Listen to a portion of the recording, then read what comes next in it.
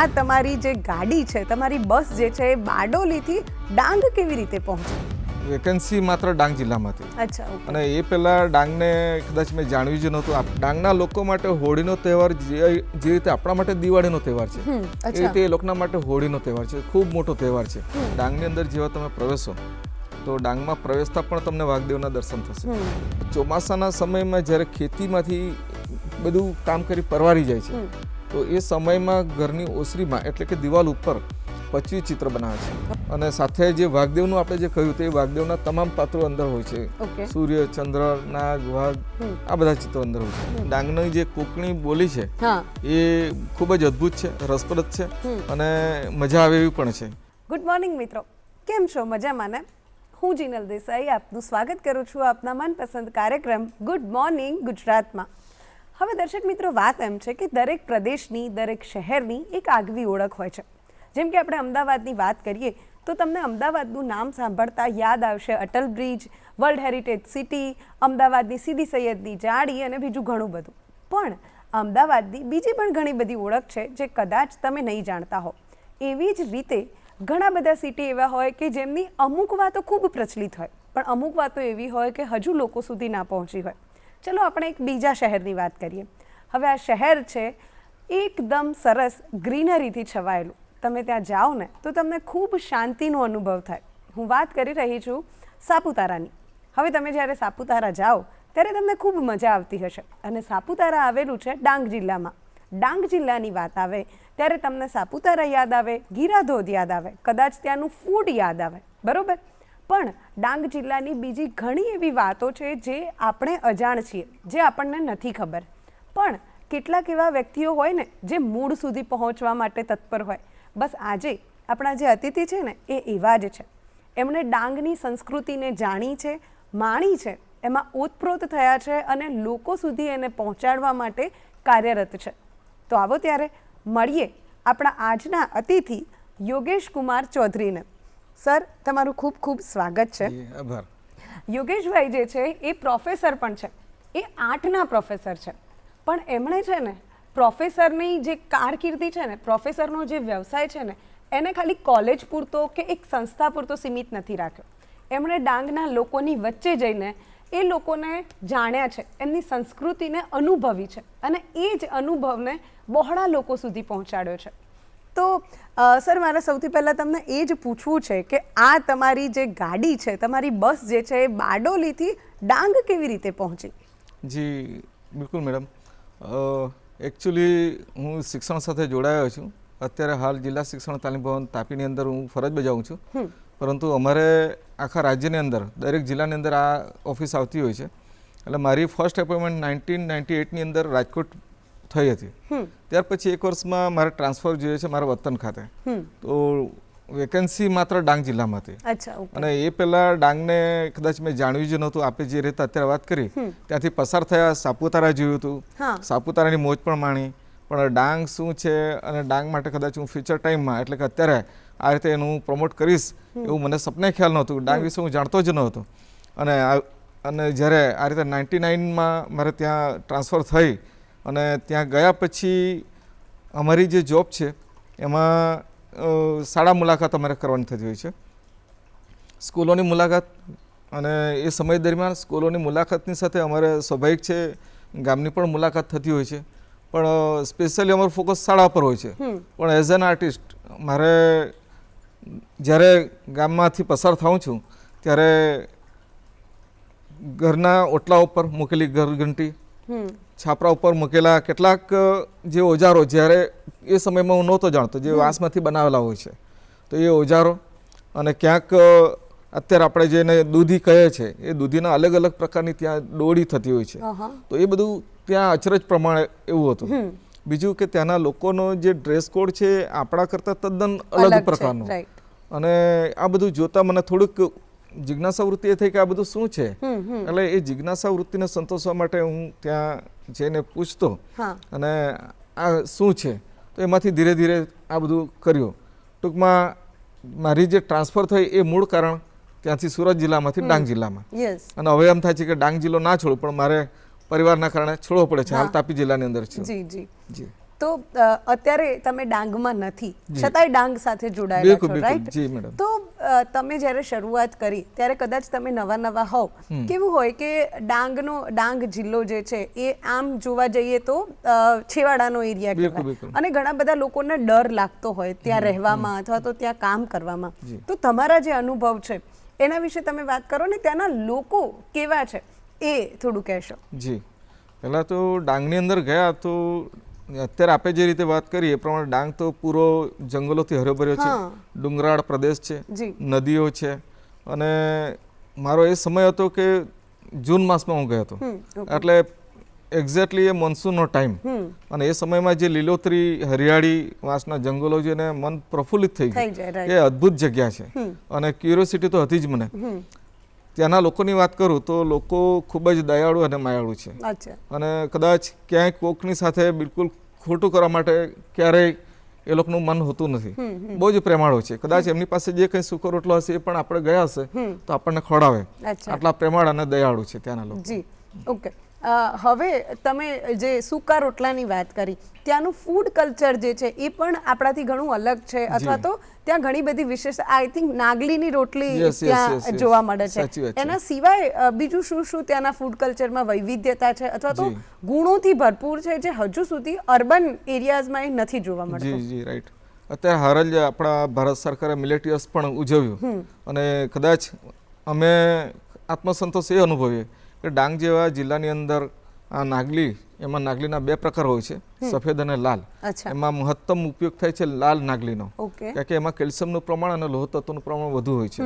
તો એ નાગલીના રોટલા, એની સાથે અડદની દાળ અને બીજું એક અડદની દાળમાંથી બનતું ભુજ્યું, આ એનું આગવું ભોજન છે.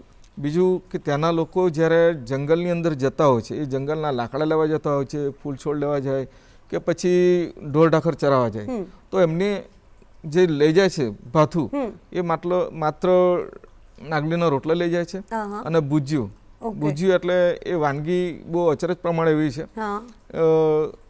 જે અડદની દાળ હોય છે એને શેકી દેતા હોય છે. શેકીને પછી એનો લોટ બનાવી દે અને લોટ બનાવ્યા પછી કાચો લોટ લઈ જાય છે, એની સાથે તેલ અને કાચો મસાલો, આટલી વસ્તુ અને પાણી. અને જ્યારે પણ એમને ભૂખ લાગે છે તો એ જંગલની અંદર બેસે છે, રોટલો લે છે અને પેલું જે લોટ છે એ લોટની અંદર મરી મસાલો નાખે છે, તેલ નાખે છે, મિક્સ કરી દે છે પાણી સાથે. બસ આ એમનું ખાવાનું થઈ ગયું, રોટલા અને ભૂજ્યું, આ એમનું ખાવાનું થઈ ગયું અને સરસ મજાનું એ હોય છે. આ ઉપરાંત આપણે જે વાત કરીએ એ પ્રમાણે ત્યાંના જે લોકલ ફૂડની અંદર તો ચોમાસા દરમિયાન ઘણા બધા પ્રકારના કંદમૂળ થતા હોય છે. એમાં કડુકંદ એક પ્રકાર છે જે જમીનની અંદર ખસે અંદર હોય છે અને એ લોકો ત્યાંથી એને બહાર કાઢી લેતા હોય છે. જ્યારે મોટું થઈ જાય છે અને ત્યાર પછી એની નાની નાની કાતરી પાડી દેવામાં આવે છે, બાફીએ અને કાતરી, લાઈક અત્યારે આપણે જે વેફર ખાય છે એ પ્રકારે. અને બાફીને પછી એમાંથી જે કડવાટ હોય છે તો એ કડવાટને દૂર કરવા માટે એક ત્યાંની વાંસથી બનાવેલી એક છાબલી હોય છે, એની અંદર રાખે છે અને પાણીની અંદર આખી રાત બોળી રાખે, જે વહેતું પાણી હોય છે નદી એમાં બોળી રાખે છે, જેથી કરીને અંદરનો જે કડવાટ છે બધો બહાર નીકળી જાય અને નેક્સ્ટ ડે પછી એમાં એ મરી મસાલો કરીને ખાતા હોય છે. તો આ એક કડુકંદ છે. આ ઉપરાંત ચોમાસાની ઋતુ શરૂ થાય મીન ટાઈમ માત્ર 15 દિવસમાં ત્યાં એક ભાજી નીકળે છે. તો એ ભાજી જે છે, સોરી એવું નામ ભૂલી ગયો, એ ભાજી ખૂબ જ ઉપયોગી છે અને એમાંથી એક ધોળી મૂછડી નામનું એ થાય છે, કંદ થાય છે, જે દવા માટે અક્ષીર છે, શક્તિવર્ધક છે. હા, ઓકે. તો હવે આ વાત કરી ફૂડની, એની સાથે જ હવે એમના કલ્ચરમાં પણ એમની સંસ્કૃતિ જે છે એ પણ અલગ અલગ જોવા મળતી હશે. એમનો એવો કોઈ તહેવાર જે તમને ખૂબ મજા કરાવતો હોય અથવા તો તમને એવું થાય કે ભાઈ આ તહેવાર હોય ને ત્યારે તો મારે ડાંગમાં રહેવું જ જોઈએ, એવું કંઈ?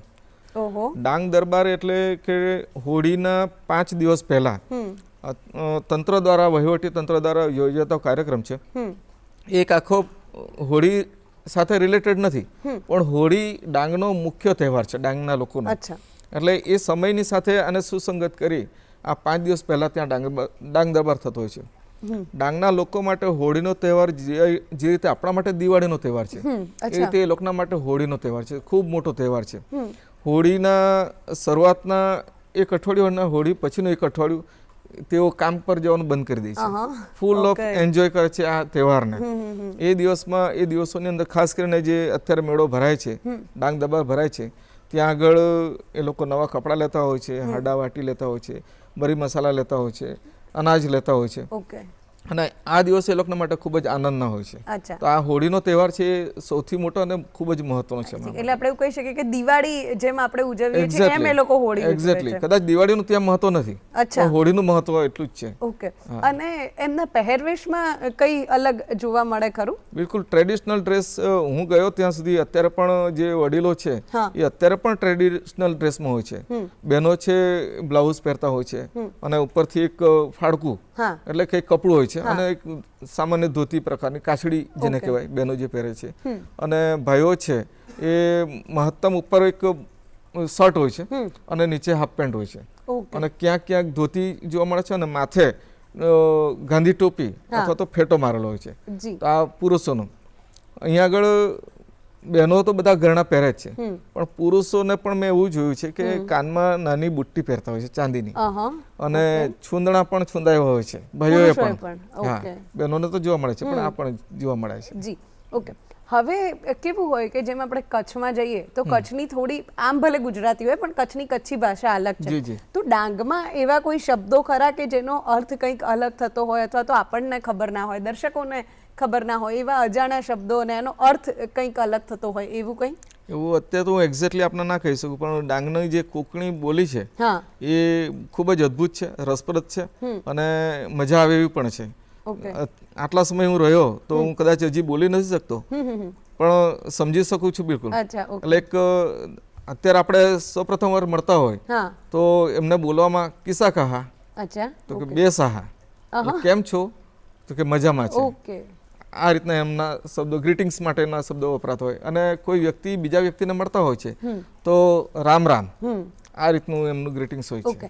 તો હવે જ્યારે તમે ડાંગમાં હતા ત્યારે ત્યાંના જે તમારા સ્ટુડન્ટ હતા અથવા તો તમે જેમને ટ્રેનિંગ આપો છો એ ટીચર્સ કે સ્ટુડન્ટ જે પણ હોય, એ લોકો જે છે આપણા જે અર્બનાઇઝ્ડ એરિયામાં રહેતા લોકો છે એનાથી કેવી રીતે અલગ પડે છે? એમની કોઈ રીત ભાત અથવા તો એમની સમજવાની કોઈ અલગ રીત હોય કે એવું કંઈ એવું છે ખરું? ત્યાં અત્યાર સુધીના મારા જે અનુભવો છે એ આધારે એમને સામાન્ય રીતે આપણે બીજા જિલ્લામાંથી ગયા હોય તો આપણી જે બોલી છે, ઉચ્ચાર છે, બિલકુલ જુદા પડતા હોય છે. એમની ત્યાંની જે તળપદી બોલી જે છે, કુકણા બોલી, અને એમની જે બોલવાની રીત અને સમજવાની રીતમાં આપણા કરતાં ઘણો તફાવત છે. એમને આપણે થોડું બહુ પ્રેમથી સમજાવવું પડે છે, ધીરેથી સમજાવવું પડે છે. આપણે કદાચ બહુ ઝડપથી બોલીએ છીએ તો એટલું ગ્રાસ્પિંગ પાવર એ લોકો નથી કરી શકતા. અત્યારના યુવાનો ખરા, પણ જે સમયમાં હું ગયો હતો, એટલે આજે ડાંગની અંદર મારા 27 વર્ષની જોબ થઈ, 99 થી છું, એટલે શરૂઆતના તબક્કાની અંદર આ બધું જોયું હતું.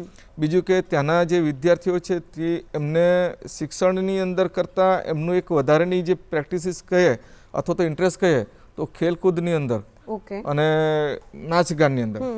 તો અત્યારે એક આદર્શ ઉદાહરણ લઈએ તો સરિતાબેન ગાયકવાડ જે ગોલ્ડન ગર્લ તરીકે એથ્લેટિક્સની અંદર આપણને ભારતને ગોલ્ડ અપાવ્યો હતો, તો એ ખેલકૂદની અંદર આગળ છે. એવા જ એક ઓપીના બેન છે, તો એ પણ ખેલકૂદની અંદર આગળ વધ્યા.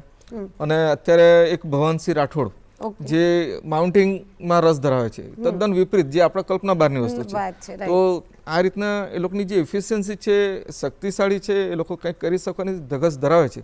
તો આપણે ઘણીવાર હું શિક્ષણ સાથે જોડાયો છું, અને જ્યારે હું આર્ટના ફિલ્ડ સાથે છું, સ્કિલ આધારિત સબ્જેક્ટ સાથે છું, ત્યારે હું ઘણીવાર શિક્ષકોને કહું છું કે આપણે એક જ દિશા તરફ આગળ વધારવા માંગીએ છીએ શિક્ષણમાં. પણ શિક્ષણ મસ્ટ જરૂરી છે, પણ એની સાથે જો વિદ્યાર્થીની અંદર એક સારી એફિશિયન્સી હોય, સારી એનર્જી હોય, સ્કિલ હોય, તો એ દિશામાં એ બાળકને વધારો, જેથી કરીને એ સ્કિલ એમના જીવનનો એક આધાર બની શકે અને એનું બ્રાઇટ ફ્યુચર પણ બની શકે એવું છે. રાઈટ.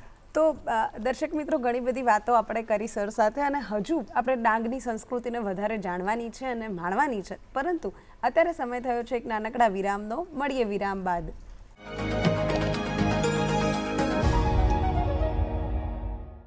વિરામ બાદ આપનું સ્વાગત છે, અને હવે આગળ વધીએ ડાંગને જાણવાની જે સફર આપણે શરૂ કરી છે એમાં. તો સર આપણે વાત કરતા હતા ડાંગ વિશેની અને કેવું હોય કે દરેક પ્રદેશની પોતાની માન્યતાઓ હોય કે પોતાની એક રિચ્યુઅલ્સ હોય છે અને ડાંગમાં આઈ થિંક વાગદેવ નામની કોઈ થંભી કે એવું Yes. જોવા મળે છે જી, રાઈટ જી. તો એ શું છે અને એના પાછળની સ્ટોરી શું છે એના વિશે વાત કરશો. જી, ડાંગની અંદર વાઘદેવ છે એ ખૂબ જ મહત્વના એમના દેવ છે. એમની આસ્થા અને શ્રદ્ધા ખૂબ જ જોડાયેલી છે એમની સાથે. કારણ કે ડાંગની અંદર જેવા તમે પ્રવેશો તો ડાંગમાં પ્રવેશતા પણ તમને વાઘદેવના દર્શન થશે. ડાંગના કોઈ ગામમાં તમે પ્રવેશો તો ગામની પાદરે તમને વાઘદેવના દર્શન થશે. હવે તમને કદાચ પ્રશ્ન એવો થાય કે આ વાઘદેવ છે છે શું? શું? યસ. તો એ ઓરિજિનલી સાગના વાંસમાંથી બનતી આ એક ખાંભી છે ઓકે. કે જમીનની અંદર એને ગાળેલી હોય છે. પરંતુ એમાં જે ચિત્રો હોય છે એ કોતરણી કરેલી હોય છે લાકડાની અંદર. અત્યારે હાલાકી પથ્થરની અંદર થાય છે પણ ઓરિજિનલ એ સાગના વાંસની અંદર થતી. એમાં તમે જોશો કે બધા જે તત્વો છે પ્રકૃતિના તત્વો લાઈક ઉપર અવકાશ છે બ્રહ્માંડ છે તો એમણે બનાવે છે સૂર્ય ચંદ્ર તારા ઓકે. આ ઉપરના પોર્શનમાં છે. ત્યાર પછી વાઘ છે ઓકે. અને મોર છે નાગ છે અને હજી વીછી છે. તો તમે જોશો કે બધા જ તત્વો છે પ્રકૃતિના છે. તો પહેલા ઉપર જે બ્રહ્માંડનું જે છે વાતો તો એમને આ જે પ્રકૃતિ તત્વો છે એ શક્તિ છે એમાં પૂરેપૂરી શ્રદ્ધા છે. એટલે એ આપણે જોતા આવ્યા છે કે આદિ માનવથી પણ તમે જોશો તો ક્યાંક આ પ્રકૃતિ જ્યારે તહસ કરતી હોય છે ત્યારે એને એ બે હાથ જોડે એને નમન કરતા હોય વિનવતા હોય છે. તો એ આપણને ત્યાં પ્રતીક્ષામાં એ દેખાય છે. મોર છે એ સુંદર પક્ષીના સ્વરૂપમાં છે એટલે પક્ષીનું ચિત્ર છે. ત્યાર પછી હિંસક પ્રાણીના સ્વરૂપમાં વાઘ છે અને નીચે સરીસૃપ પ્રાણીના સ્વરૂપમાં નાગ છે અને જંતુના સ્વરૂપમાં નીચે વીંછી છે. તો આવા તમામ તત્વોને એ લોકો એક ખાંભીની અંદર મૂક્યા છે. હવે આ મૂકવા પાછળનું એક બીજું કારણ એવું છે કે સૂર્યચંદ્ર દેખીતા દેવ છે એને પૂજા કરે છે.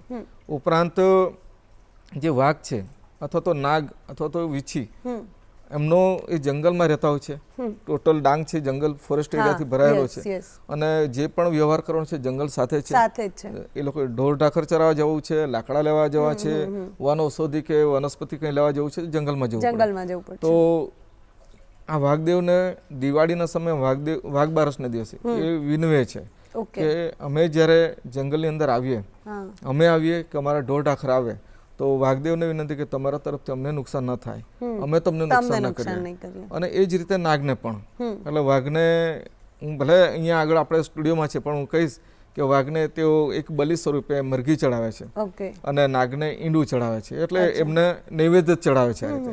અને જેથી કરીને એ આપણને ભવિષ્યમાં નુકસાન ના કરે એવી એમની અતૂટ શ્રદ્ધા જોડાયેલી છે. તો આ વાઘદેવ ડાંગ આખાની અંદર આપણને જોવા મળે છે. એટલે આમ કહેવા જઈએ તો પ્રકૃતિ સાથે સાયુજ્ય કેળવવાની વાત છે કે અમે તમને નુકસાન નહીં કરીએ, તમે અમને ના કરો. એક્ઝેક્ટલી. અને કદાચ આ જે વાત છે ને એ બહુ ઇમ્પોર્ટન્ટ છે. અત્યારે બહુ જ બધી પ્રોબ્લેમ્સ થઈ રહી છે, ગ્લોબલ વોર્મિંગ, એક્યુઆઈ ઇન્ડેક્સ, એ બધી જ વસ્તુને જો માણસ આટલું સમજી જાય ને કે ભાઈ આપણે પ્રકૃતિને નુકસાન નહીં કરીએ તો પ્રકૃતિ આપણને નુકસાન નહીં કરે, જો આટલી વાત આપણે સમજી જઈએ ને તો કદાચ ઘણા બધા પ્રોબ્લેમ સોલ્વ થઈ જાય. હવે જો ચર્ચામાં આગળ વધીએ તો તમે કોતરણીની વાત કરી અને જ્યારે ડાંગનું નામ આવે ત્યારે વારલી આર્ટની વાત ના કરીએ તો એ યોગ્ય નથી.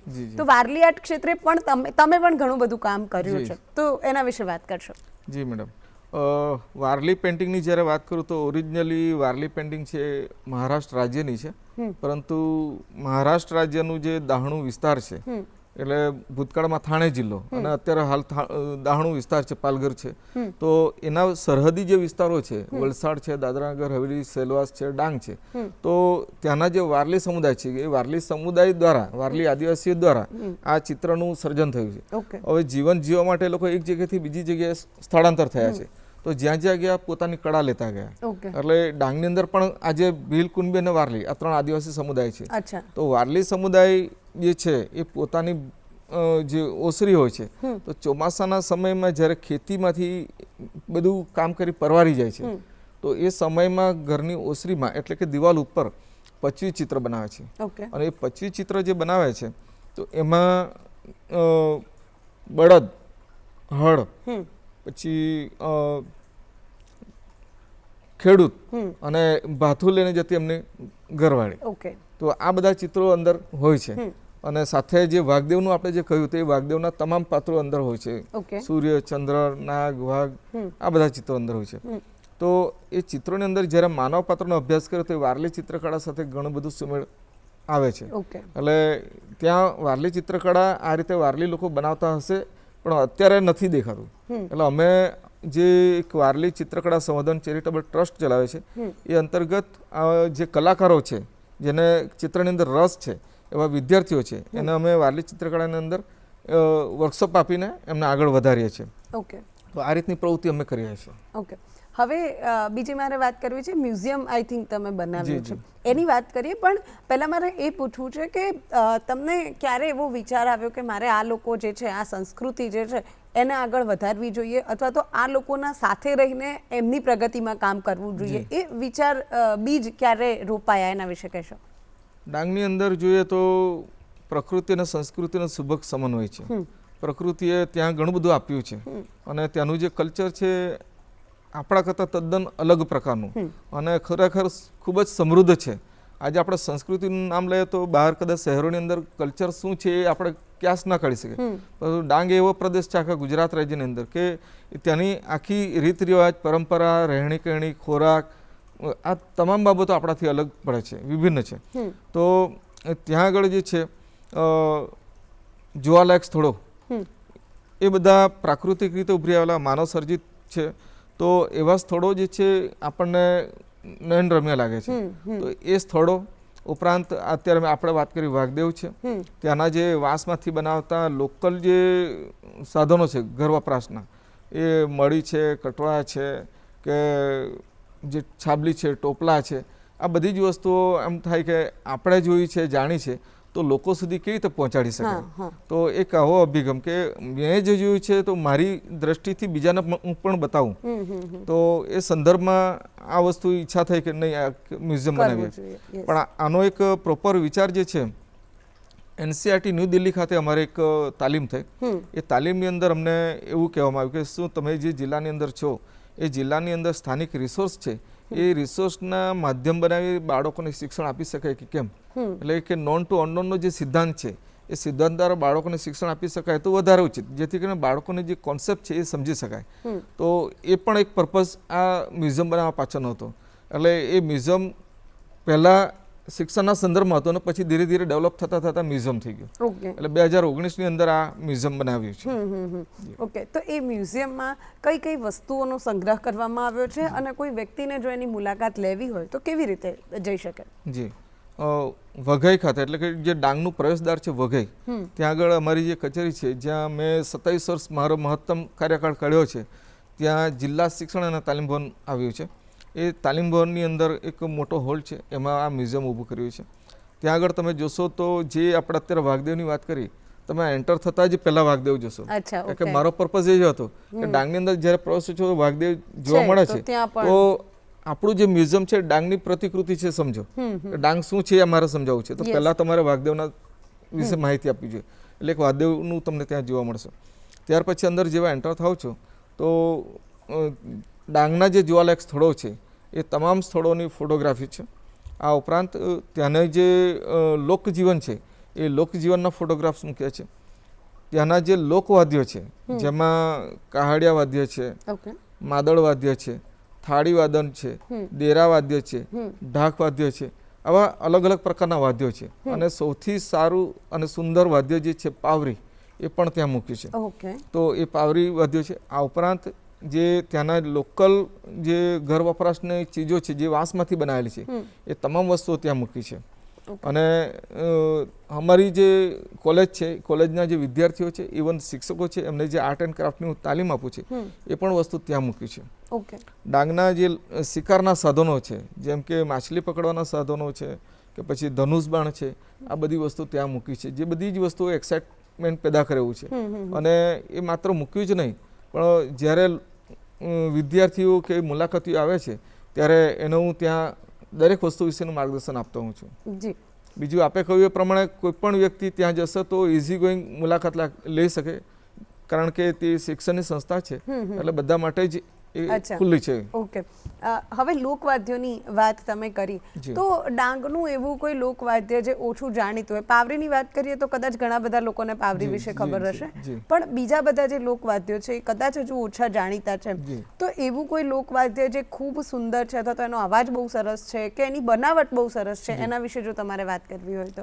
જી, આપે ખૂબ સરસ પ્રશ્ન પૂછ્યો છે, કારણ કે ડાંગની અંદર જે લોકવાદ્ય અને લોકનૃત્ય એ બેનું સુભગ સમન્વય છે. Yes, right. અને આમ અલગ અલગ આદિવાસી સમાજની અંદર જોઈએ તો એક આદિવાસી સમાજ એક લોકનૃત્ય કે ઓહ. 2 થી 3 વાદ્યો, ઓકે. એટલે આટલું સીમિત હશે. પરંતુ ડાંગની અંદર તમને આવું નથી જોવા મળતું. હમ. 1 થી વધારે નૃત્યો છે, ઓકે. ઘણા બધા વાદ્યો છે, અચ્છા. અલગ અલગ વાદ્યો અલગ અલગ પ્રસંગોમાં થતા હોય છે, અને એ સમયે એમનું ડ્રેસ કોડ પણ અલગ હોય છે.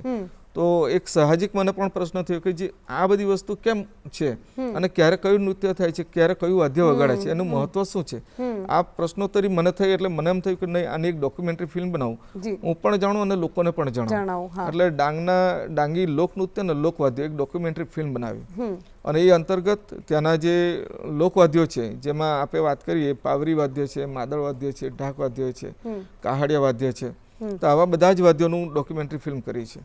તો આપે જે પ્રશ્ન કર્યો છે કે સૌથી સુંદર વાદ્ય, તો સૌથી સુંદર વાદ્ય તો પાવરી વાદ્ય છે. ઓકે. કારણ કે એમાં મોર પીછે લાગી છે ઉપર. હા. બીજું કે એ દૂધીમાંથી બની છે, એનું અર્ધ વર્તુળાકારનો એનું શેપ છે, શેપ છે. અને એનો કંઠ પણ સરસ છે. પરંતુ આપણે જે વાત પૂછી છે મને કે દુર્લભ વાદ્ય, તો દેરા વાદ્ય છે. ઓકે. અને એ દેરા વાદ્ય આ જ્યારે ડોક્યુમેન્ટરી ફિલ્મ બનાવી છે તો 6 મહિના જેટલો સમય મને એ દેરા વાદ્ય શું છે અને ક્યાં વાગે છે એ શોધતા થયું. મારી સાથે ટીમમાં મારા એક શિક્ષક ત્યાંના સરગસ ચુનીલાલભાઈ હતા, બીજા ગમજુભાઈ ત્યાંના વડીલ હતા. અમે 3 મિત્રો આ વાદ્ય શોધતા અમને 6 મહિના જેટલો સમય લાગ્યો. આખરે એ વાદ્ય મળ્યું, અને એના જે વાદ્યકાર છે ચંબારીબેન, અને એ વારલી જનજાતિના, વારલી આદિવાસી સમાજના એ ચંબારીબેન એ વાદ્ય વગાડે છે, એના ગીતો ગાતા હોય છે. અને એ વાદ્ય અમે જ્યારે અમારા મ્યુઝિયમની અંદર મૂક્યું તો વયોવૃદ્ધ વ્યક્તિઓ પણ અને અમારી એજના વ્યક્તિઓ પણ એવું કહેતા કે અમે ખૂબ નાના હતા ત્યારે આ વાદ્ય જોયેલું. એટલે એટલું રેર એ વાદ્ય કે જે નાશવંતની આરે હતું. આજે હું જાણું છું, મારી નોલેજમાં છે, માત્ર 2 જ એવા મહિલાના ગ્રુપો છે કે જે આ વાદ્ય વગાડે છે. એક ભદ્રપાડા મુકામે દગુનિયા ગામ છે, અને બીજું ગાઢી ગામની અંદર એક છે. તો આ 2 ગ્રુપ જ છે મહિલાઓના કે જે આ દેરા વાદ્ય વગાડે છે. ઓકે. તો એ વાદ્ય વિશે થોડું વધારે જણાવશો? જેમ તમે પાવરીનું કીધું કે દૂધીમાંથી ને એવી રીતે બને, તો એ આ વાદ્ય કેવી રીતે બને? જી, આમાં પહેલા દેરા શબ્દ મારે થોડુંક જાણવું હતું કે દેરા શબ્દ શું છે. તો ભગવત ગોમંડલની અંદર મેં સર્ચ કર્યું તો દેરા શબ્દનો કોઈ અર્થ જ નીકળ્યો નહીં. પછી એનો નજીકનો શબ્દ મેં ડેરા શબ્દ નાખ્યો. તો ડેરા શબ્દ ઉપરથી ખબર પડી કે માટલું ને ડેરા કહેવામાં આવે છે. એટલે એ શબ્દ ઉપરથી મને ખ્યાલ આવ્યો કે જે માટલામાંથી જે વાદ્ય બન્યું છે એને ડેરા વાદ્ય, એટલે ડેરા અપભ્રંશ થયું હશે. એટલે એ જે માટલું છે એમાંથી વાદ્ય બને. હવે એ વાદ્ય બનાવવાની જે આવડત છે એમ જોવા જઈએ તો આપણને એકદમ સરળ અને સહજ લાગે, પરંતુ તેમ છતાં કઠિન પણ છે. એ જે માટલું છે એ માટલાની ઉપર અત્યારે આપણે જે વાઘદેવની વાત કરીએ બધા જ આવે છે. અહીંયા પણ વાઘદેવ આવશે. એટલે વાઘદેવમાં જે આપણે સૂર્યચંદ્રની વાત કરીએ, ડાંગદેવ આવશે, વાઘદેવ આવશે, વીછી આવશે. આ ઉપરાંત 7 માવલીના ચિત્રો એના જે માટલું છે એના ઉપર બનાવેલું હશે. અને પછી ચોક્કસ વિધિ વિધાનથી એની અંદર જે આખું ભાત છે, આખું ભાત નાખવામાં આવે છે, અંદર રૂપિયાનો સિક્કો મૂકવામાં આવે છે, એક દીવો સળગાવવામાં આવે છે, અને એની પૂજા અર્ચના કરીને પછી ઉપર સાગના 2 પાન એ મૂકવામાં આવે છે. અને ત્યાં કહેવાય છે ખાટી આંબાળી, એટલે કે ખાટી ભાજી. તો એ આપણે ખાવામાં ઉપયોગ કરીએ છીએ. તો એની જે સોટી હોય છે એ સોટીમાંથી દોરી કાઢવામાં આવે છે, છાલ એની પતલી, એને દોરી તરીકે પ્રયોગ કરીને એને જે સાગના પાન છે એની ફરતે બાંધવામાં આવે છે. અને પછી એ વચ્ચેની જે નસ હોય છે, સાગના પાનની વચ્ચેની નસ, એમાંથી મોરની પીછ જે છે એને વાકી કરી અને ઉપર એમ સીધી બાંધવામાં આવે છે. અને આપણને અચરજ પમાડે કે આટલું થયા પછી બહેનો થોડું લુબ્રિકેશન આવે એ માટે હાથમાં પાણી લે છે, અને 3 બહેનો હોય છે. એક બેન છે એ દેરા વગાડે છે, બીજા બેન ઉપર એક લોટાની અંદર પાણી લે છે અને ઉપરથી પાણી રેડતા જતા હોય છે. બીજા 3 બહેનો છે એ ગીતો ગાતા હોય છે અને આ રીતે નીચેથી બોટમ ટુ ટોપ ખેંચતા હોય છે હળવા હાથે મોરપીંછ, અને અંદરથી એટલું સરસ હમિંગ આવે છે. તો એની સાથે પાછી એમની કેટલીક અંધશ્રદ્ધા પણ જોડાયેલી. એટલે જે ઓરિજિનલ અમે પહેલાં જે દેરાવાદ્ય શોધ્યું ત્યાં આગળની બહેનોનું એટલું બધું એના પ્રત્યેનું લગાવ પણ હતો, પરંતુ એ વાદ્યને ઘરમાં નહોતા મૂકતા. ઘરમાં મૂકે તો કે આપણી સાથે કોઈ પણ અનર્થ થઈ શકે, આપણના ઘરના કોઈ પણ સભ્યને નુકસાન થઈ શકે, ઢોર ઢાકરને નુકસાન થઈ શકે. એટલે આવી શ્રદ્ધાથી તેઓ ઘરની અંદર નહોતા મૂકતા. એ માટલું છે ઘરના વાડામાં મૂકે. અને એની જ્યારે એ નોરતાનો જે સમય આવે છે એ સમય દરમિયાન એ 5 ગામ અથવા તો 5 ઘર ફરે છે અને જે ત્યાંથી કાચું મળી લાવે છે. અને વાઘ બારસ જે દિવાળીનું છે એ વાઘ બારસને દિવસે તેઓ ભંડારો કરે છે અને માટલું ત્યાં છોડે છે. આ એમની વિધિ વિધાન. અને જ્યારે તમને જાણીને નવાઈ લાગશે કે હું એક મોડેલ સ્વરૂપે, કારણ કે મારે તો મ્યુઝિયમ મૂકવું, તો જે રીતે વાઘદેવમાં પણ થયું હતું એ આપને વાત કરીશ. તો આ દેરાનું માટલું હું લઈને ગાડીમાં જ હજી બેસું છું, ગાડી લઈને મારે ઓફિસમાં મૂકવું છે. તો મારી સાથે જે મિત્ર છે સ્વર્ગસ્થ ચુનીલાલભાઈ, એમના ધર્મપત્ની, એ કે હું ના બેસીશ ગાડીની અંદર. મેં કીધું કેમ? તો કે તમે આ લીધું છે એટલા માટે. તો શું થયું? તો કે ના, કે તમે આ લેશો તો અનર્થ થઈ જશે, નુકસાન થશે, મને તો ડર લાગે, હું નહીં બેસું. તો બેન, મેં કીધું કશું ના થાય. એમના મિસ્ટરે પણ સમજાવ્યું, પણ નહીં, આ એમના પ્રત્યેની જે શ્રદ્ધા આસ્થા હશે એ. તો પછી અમે એને મનાવી અમને મ્યુઝિયમમાં મૂક્યું. આવું જ મારે વાઘદેવ માટે પણ થયું હતું કે વાઘદેવ સાથેની પણ શ્રદ્ધા એમની એટલી બધી જોડાયેલી કે વાઘદેવ એ એમનો મહત્વના દેવ છે. એમની સાથેની શ્રદ્ધા એમની બહુ અતૂટ જ છે. તો જ્યારે મારે વાઘદેવ મૂકવાનો ઓફિસની અંદર મૂકવાનો થયો ત્યારે પણ મારે આ રીતના સંઘર્ષ કરવા પડે કે આ વાઘદેવ અહીંયા ના મુકાય. જો આ મૂકશો તો એનું દર વર્ષે આપણે ચોક્કસ વિધિ વિધાનથી પૂજા અર્ચના કરવી પડશે. તો મારે એનકન પ્રકારે મનાવવા પડે કે ભાઈ આપણે પ્રાણ પ્રતિષ્ઠા નથી કરવી, આપણે માત્ર મૂકવું છે, મોડલ તરીકે મૂકવું છે. તો આવા સંઘર્ષોની વચ્ચે આ બધું ઊભું કર્યું છે, પણ આજે એનું મહત્વ સમજાય છે અને લોકો આનું નોલેજ ગેઇન કરે છે. જી. તો દર્શક મિત્રો, જોયું ને તમે કે કેવું હોય કે આપણે સાપુતારા ઘણી બધી વાર ગયા હોઈશું, ગીરાધોધ ઘણી વાર જોયો હશે, પણ કદાચ ડાંગને આટલું નહીં જાણ્યું હોય. અને દેરા વાદ્ય વિશે તમે વાત કરી, વાઘદેવની વાત કરી સરે, તો હવે ચોક્કસથી મને તમને એક વસ્તુ કહેવાની ઈચ્છા થાય કે હવે જ્યારે તમે ડાંગની મુલાકાત લો, સાપુતારાની મુલાકાત લો, તો ચોક્કસથી આ બધી જે વસ્તુઓ છે ને એને પણ જાણજો અને ત્યાંની સંસ્કૃતિ જે છે ને એને પણ માણજો. ખૂબ ખૂબ આભાર સર તમારો. આજે તમે અમારી સાથે જોડાયા અને અમને બહુ જ સરસ મજાની માહિતી આપી અને ડાંગને એક અલગ નજરથી નિહાળવાનું જે પર્સપેક્ટિવ તમે અમને અને દર્શકોને આપ્યો છે એ ચોક્કસથી કામ લાગશે. અને ફ્યુચરમાં કદાચ ડાંગ ખાલી સાપુતારા અને ગીરાધોધ પૂરતું હવે સીમિત નહીં રહે. તો દર્શક મિત્રો, હવે સમય ઓછો છે અને આપણે આવતીકાલે ફરીથી મળીશું કોઈ નવા અતિથિ સાથે, પરંતુ જતા જતા સરસ મજાનું સોંગ તો સાંભળવાના જ છીએ. તો હવે આ સોંગ વિશે પણ એક રસપ્રદ વાત છે. જનરલી આ સોંગ તમે રીલ્સમાં અને ટીવીમાં ઘણી બધી વાર સાંભળ્યું હશે, પણ આ જે સોંગ છે ને એને જનરલી રોમેન્ટિક સોંગ તરીકે આપણે બધાએ લીધું છે અત્યાર સુધી, પણ આ સોંગ રચાયું હતું કોઈક અલગ પર્સપેક્ટિવથી. હવે આ જે સોંગ છે ને એ કૈલાસ ખેરના પિતાનું અવસાન થયું ને ત્યારે તેમણે રચ્યું હતું અને એ એક પ્રાર્થના સ્વરૂપનું સોંગ છે. એ શબ્દો એના છે કે આજ મેરે પિયા ઘર આવેંગે. તમે આને મિસઇન્ટરપ્રેટ કરતા હતા ને, તો હવે કદાચ આ સોંગ પાછળની સ્ટોરી જાણજો અને અત્યારે આ સોંગ સાંભળો. અને જતાં જતાં જો તમારા કોઈ પ્રતિભાવ હોય, તમારે આ શો વિશે કંઈ કહેવું હોય, તો ચોક્કસથી અમને good morning Gujarat show @gmail.com પર લખીને મોકલો. અમને ખૂબ ગમશે. અને આવતીકાલે ફરીથી મળીશું. ત્યાં સુધી મને રજા આપશો. નમસ્કાર.